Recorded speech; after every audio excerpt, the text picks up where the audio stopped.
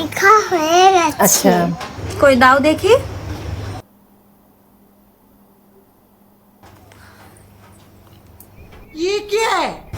কি লিখেছো তুমি এটা? আমি তোমাকে এই শিখিয়েছি?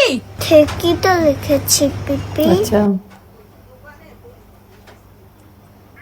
আচ্ছা ধরো তোমার কাছে দুটো রুটি রয়েছে, তুমি দুটোই খেয়ে ফেলেছো, এখন তোমার কাছে কি থাকবে?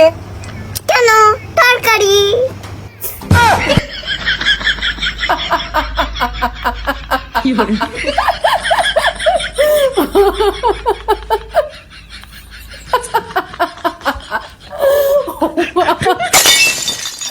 এ কিন্তু ঠিকই বলেছে, দুটো রুটি যদি খেয়েই ফেলে থাকবে তো পরে তরকারি।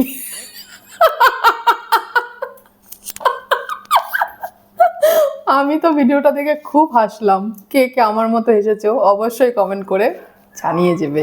লাভলি।